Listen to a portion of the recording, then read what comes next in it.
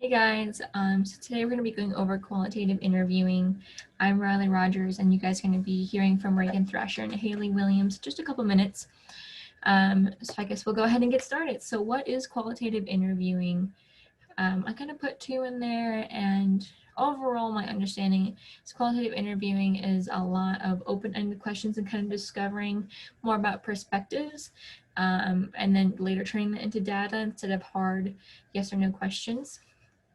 So an interview is defined as an opportunity of co-construction, exchange, negotiation of ideas, information, and meaning. And then qualitative research is how you want to retrieve experiences, gain insight, obtain information, descriptions, and foster trust in relationships. So there are three characteristics, or I guess the big ones that I put in here are first are naturalistic. So that's where you go out into the field and you go where they live or work or play, to figure out the goal of your research. And the next is going to be the field notes. So this is going to be recording what you find meaningful in the observation. And then another big one we're going to hit on is the interview guide. So this isn't so much, again, like I said, the yes or no, but it's more of an outline and a list of topics, because this time of interviewing is more open-ended, and kind of more go with the flow, I would say. So there are three structures to qualitative interviewing, but the biggest one is the unstructured. That's going to be the one that's most common. These are open-ended questions. You talk about both their and your inner feeling thoughts. It's dialogic, so back and forth. It's interactive, and it's all about understanding perspective. So next we're going to go into type of interviews. So I think this is definitely, when you have a certain goal, you can kind of mix around these, but we're going to kind of go over them briefly. So there's going to be the life story interview, and that's going to be a significant stream in a person's life. This is more to understand the bigger things like culture and history within them. Next is going to be the oral history. So this captures people's stories about their life. The personal narrative tells a story about an event, experience, or point of view. The topical interview is discussed about a specific topic, program, issue, or process. And then a polyphonic interview, it's where the voices of the participants are recorded with minimal influences, and then you add in individual voices, multiple perspectives, and they're highlighted rather than kind of glossed over. So next here is your types of interviews.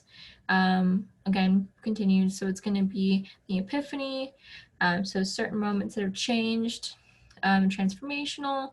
This is a lot of times can be like religious changes, or a move, or just a big change in a person's life. A critical instance, so a specific experience.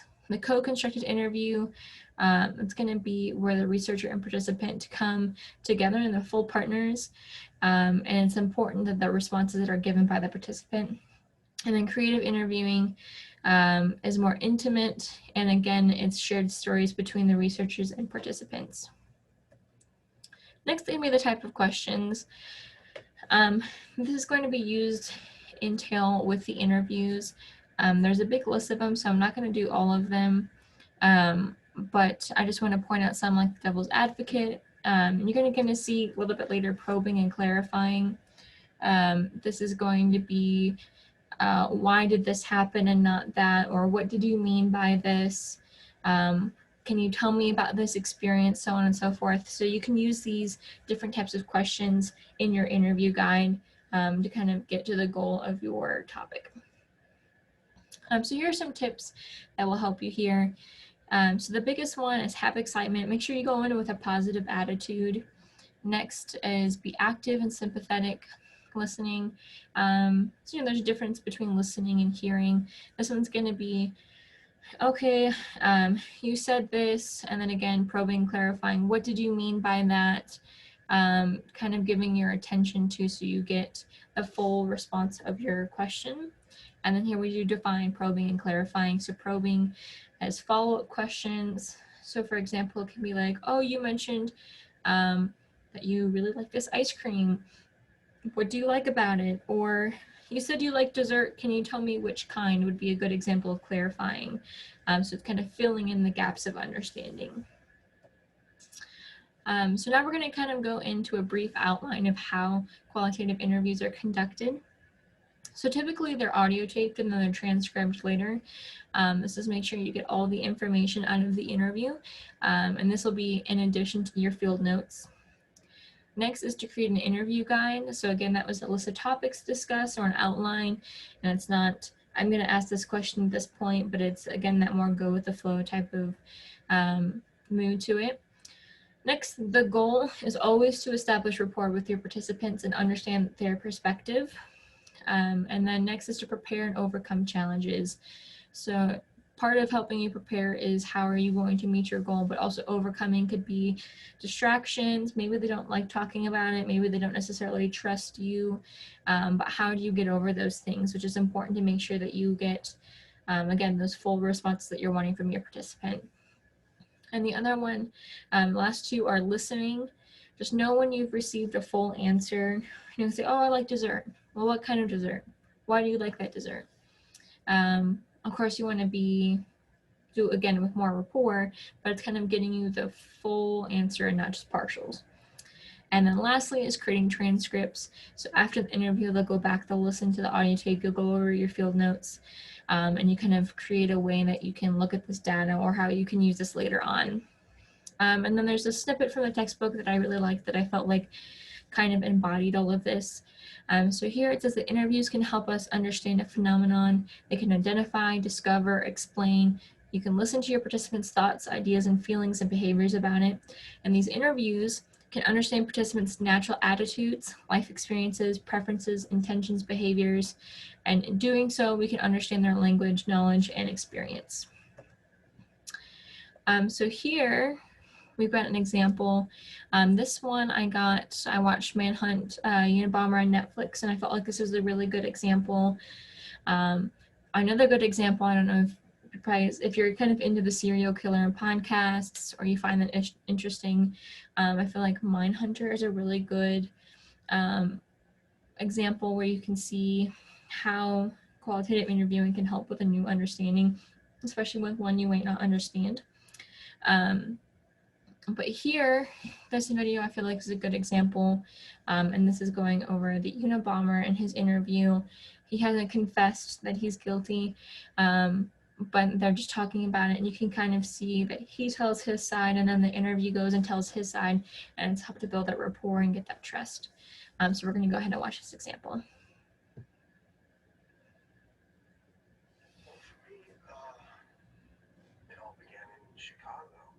This mockingbird began singing in the backyard there, you know, that puffed up confidence, just melting out his song. And I began to realize that the mockingbird was singing the car alarm. Beep, beep, beep.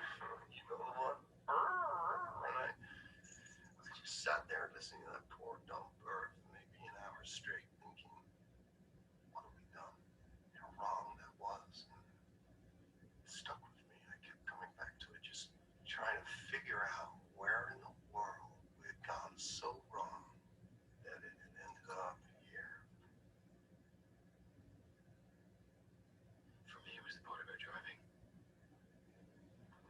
Every time I got in the car, I thought about it. The more I drove, the more it made sense. There was this one night I was driving home from work, and there was nobody on the street. I mean, nobody. I'm sitting at a red light, just waiting.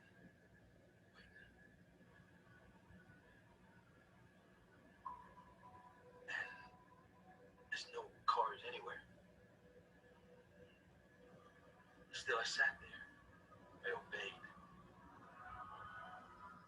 That's when I realized it's not about technology, it's not about machines. It's about what they're doing to us. It's about what they're doing to us, what they do to our hearts, because our hearts are no longer free. We want to be free. So I think this is a really good example of how he was kind of piggybacking off of the Unabomber's testimony. All right, so next, my other group partners will be going over methodology.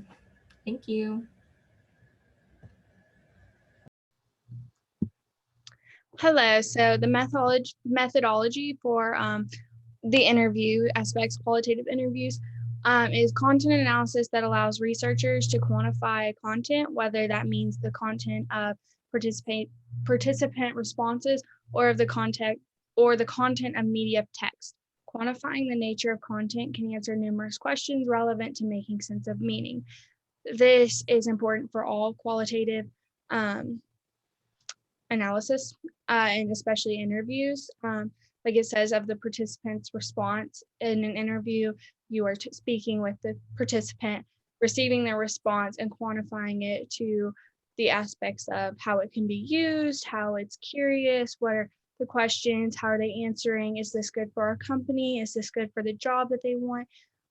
If it's for a documentary, what's the content we want to put into the video? So interviews, this is very important for, and it's one of the key components of receiving the correct answers and finding out how to use it and how to use it to the most possible use you can get out of it without having to backtrack or answer more questions. You want a good answer that can be quantified and made into something more and that can serve multiple purposes. As it says as well, of content and media text, that's important as well in an interview. You're writing down the answers. This interview could be used for articles. It could be used for a documentary. So it's very important to have all of the answers in a way, answers and questions, because as the interviewer to the interviewee, you need to have a list of questions that you know their answer can quantify, and that this is a key component to setting up your interview and your research for this interview. So for our terminology, as before in the slides, we showed a list of all the interviews. Those are with the terminology as well, but they were shown previously in the slides. So now we have the research questions, which are super important in interviews. You make a list of questions and you're going to ask the interviewee the questions, and you need the answers back. So your questions that scholars ask about the way things work. So this is very important if you're choosing to do an interview, to have good solid questions to get the answers that you need. Research ethics, that is important in all research, especially interviews, the specific principles, rules, guidelines, and norms of research-related behavior that a research community has decided as proper, fair, and appropriate. This, like I said, goes for all research. It is just as important as in an interview to make sure you have this as well. And then there's ethical research, which in qualitative research is very important. It's research that is designed and conducted validly, reliably, legitimately, and representatively, and protects a research participant's rights. So interviews, a lot of times people sign off to show their face or to share, or they sign a disclosure that they won't share anything that happened within the interview. So with ethical research, it's smart for in an interview to make sure that you are using ethical research just for the interviewee, the protection of them, but also the protection of whatever you're choosing to do, whether it's the company, whether it's the documentary, whether it's the article, just before the information doesn't get out, before you've either made a decision or that you've released it. It doesn't come from someone else. It comes from y'all's ethical research in the correct way. Anonymity. No one, including the researcher, can contact a participant's response with his or her identity or connect a participant's response. And interviews as well. The participant's response being connected with his or her identity. Some people choose not to share that. If this is something that they've done, a lot of times it can happen, they don't show the name, or if it's recorded, they do a voice covering to hide what the voice sounds like, as well as sometimes they blur the face. So this means anytime that research is conducted on them in an interview, nobody can connect, like it's anonymous. Nobody can know, oh, this was the person who said this. Or if it's in a company, the person who interviewed them cannot go to another employee and tell them so-and-so said this. and this is how I'm going to make my choices from there. It is anonymous. It means, you know, what they have said can be kept private, and that goes hand in hand with confidentiality. The identity of participants is secret when researchers report or write up their findings. In an interview, they won't be revealed. You see in research a lot of times there's interviews used for hypothesis, and when this happens, sometimes they have the hypothesis written with you know, interview 1, and it's got the person's responses. It says like question response, and it never reveals the person, keeping it confidential in the findings, that no one's going to know who is being researched. Deception's a violation of the right to informed consent that may sometimes mislead participants as to the study purpose. Obviously, if something's deceiving, or even participants can be deceiving, it could be in there for the wrong reasons. They could see, you know, maybe you get a reward from the interview and they choose to interview more so to get something out of it rather than to contribute to the research. Or they could sign up thinking, this is what I thought I was signing up for, and the rules didn't state all of that, and they are signing up for something completely different, and that would be the people who are conducting the interview deceiving the people to get them into the research. The interview guide, obviously an essential to interviewing. It's an outline or a list of topics or general questions to the guide for an in-depth interview. You want your interview to be as in-depth as possible, especially for qualitative research. Like I said, you're trying to quantify everything. So it's very important to have those questions in line, ready to go, ready to get the responses that you're looking for. If you're not receiving the response that you want, you can rephrase the question, but to have a guideline to go off of, as this is where I need to be, this is what I need to get at. And that way your interview can run smoothly without having any bumps in the road. And then data coding, the process of categorizing the data to make it manageable and understandable. This would be in an interview, taking the question, writing the response, and then putting them into like a transcript. So, you know, you have the person asking it, the answer, rather than just listening over and over again to either it being recorded or trying to write down. Usually it's best to record it, so then later on you can either print an outline of it or you know, write it down yourself. But and then you can code it. So with data coding, you would categorize the data and in a way for it to be question answer, or these questions go together and these answers do, and piece it all together a little by little. And then probing, this is posing follow-up questions in an interview to encourage participants to provide further information. Like I said, with the guideline, it's asking questions, but if you don't get the answer that you want, or you feel it's very vague, this is, you would be probing by asking the follow-up question to elaborate on what they're either speaking about, or get them to speak further into, you know, the aspect of this is what I kind of want you to say, but without making them do that, or this is what we're looking for. Are they going to give it to us? That's an important term for interviews. Clarifying, this is posing follow-up questions in interview to fill in gaps of understanding. So you may ask a question, they answer it, and you don't feel it was either answered to the correct understanding, or that, like I said, it was answered vaguely. You ask follow-up questions to clarify, was this what you meant? Were we clear by this is what we're asking, and this is this still your response to it? You know, to just make sure there's no gaps in the research, and that you have the response, you understand the response as an interviewer, and the interviewee understands the question as it's supposed to be asked, in case there is any miscommunication within it. Card pile sort, this is a method of data sorting in which researchers put individual codes on index cards, or sorts and resorts the piles, merging and subdividing the piles until further subdivision is possible, until no further subdivision. For interviews, this would be, like I said, categorizing these questions and answers go together really well to pair. Let's examine them together. These ones pair together, or even, okay, these don't really go hand in hand. So where can they fit? And it's just basically taking them, putting them into piles, and then sorting them until there's nothing left to sort, or, digging deeper and finding, the hidden meanings in the message and seeing if some can go together more in depth rather than just on the surface of looking at them. And then event analysis, a sensitizing concept and data coding in which the data sorted by the perspective of a specific event represented in the interview accounts. So this is the interview data coding.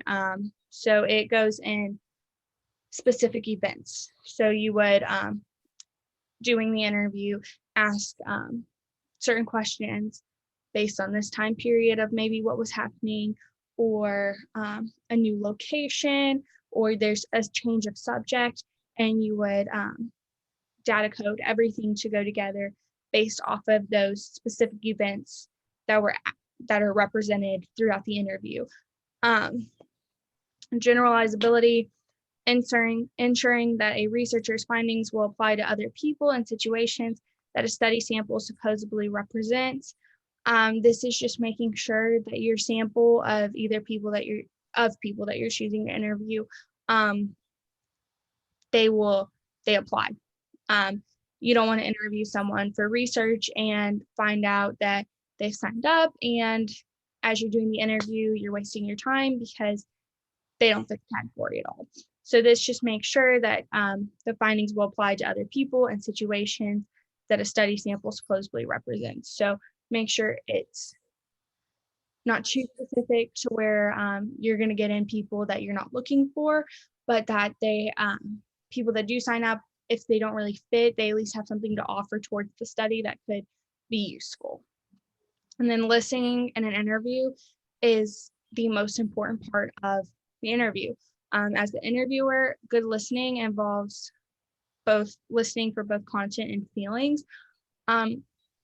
You will be interviewing them and then writing down, recording whatever they are telling you. So this is important that your content is accurate, but also that when you can put this to paper or you put it on screen, that it is show the emotions that the others were feeling, or if there was suffering, that you can visualize it on paper and let people know where the interview is coming from or what they really felt, along with having the accurate content that you need to represent them correctly.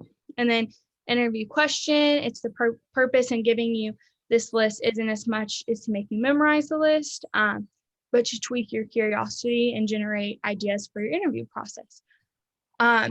Most of the time when you interview for a job, or before you interview, they will email you a list of questions, and sometimes you can just run through them. But like it says, it's not to memorize it or to be like, when they ask me this, I'm going to be able to answer it exactly. It's to give you an idea of this is what you're going to be asked.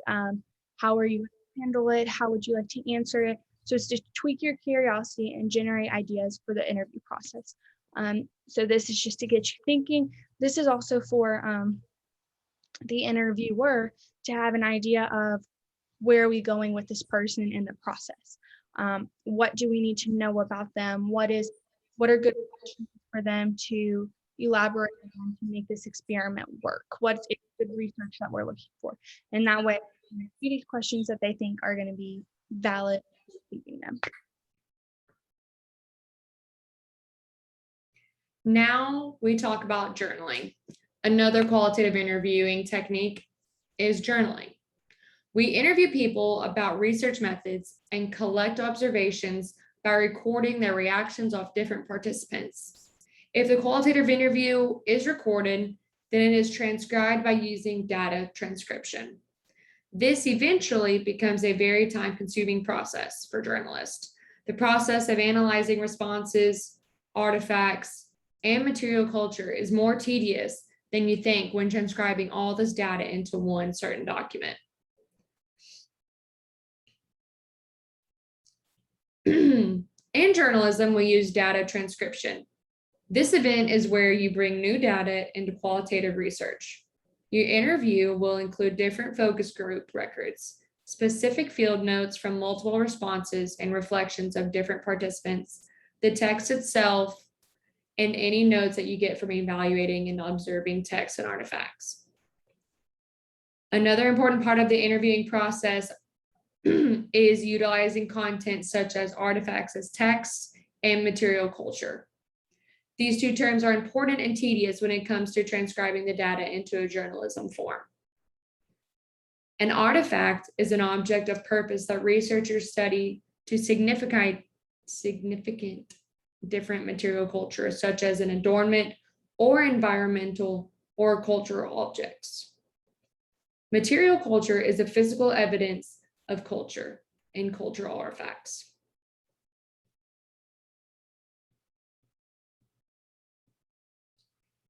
In conclusion, we can see that qualitative interviewing is the opportunity to gain insight, obtain information, obtain descriptions, foster trust, understand sensitive relationships, and to create discourse to analyze data and experiences. These all can give us good indications that lead to us to the interview guide for unstructured interviews, probing, clarifying, and audio tapes. Here are the references for the video and all the textbooks references. Have a great day.